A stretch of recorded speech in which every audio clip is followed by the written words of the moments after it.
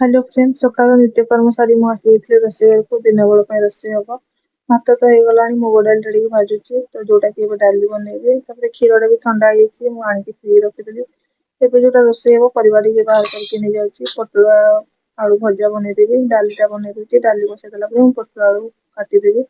ମୁଁ ପନିକିରି ହିଁ ସବୁବେଳେ କାଟେ କଣ ପାଇଁ ନା ମତେ ପନିକିରି ଭଲ ସାଇଜରେ ମୁଁ କାଟି ଜାଣେ ଛୁରୀରେ କାଟି ଜାଣେନି ସତ କହୁଛି ମୁଁ ଛୁରୀରେ କାଟି ଜାଣିନି କାଟେ କିନ୍ତୁ ସାଇଜ ଆସେନି ତ ବିଲାତି ହେଲା କି ପିଆଜ ଲଙ୍କା ଏ ସବୁ ପରଫେକ୍ଟ କାଟିଦେବି କିନ୍ତୁ ପରିବା ତକ ସାଇଜରେ କାଟି ଜାଣିନି। ତ ୟା ଭିତରେ ପରିବା କଟାକଟି ସରିଲା ଭଜା ଟିକେ ବସେଇଦେଲି ତ ଡାଲି ରେଡି ହେଇଗଲାଣି ଡାଲି ଫୁଟିବା ପାଇଁ ମୁଁ ପିଆଜ ଟିକେ କାଟି ଦଉଛି ଭଜାଟା ଓହ୍ଲେଇ ଦେଲା ପରେ ସେମ କଡେଇରେ ହିଁ ମୁଁ ଡାଲିଟା ଫୁଟେଇଦେବି।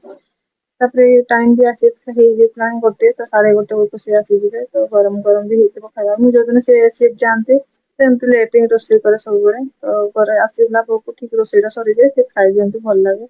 ଡାଲି ଟା ବି ଟିକେ ଖୋଲି ଯାଇଥିଲା ଟିକେ ଗୋଟା ଗୋଟା ଥିଲେ ଭଲ ଲାଗେ ଏଇଟା ସାମ୍ନାରେ ଦେଖ ତୁଳସୀ ଟା ମୁଁ ଲଗେଇଛି ସମସ୍ତେ ପୂଜା କରୁ।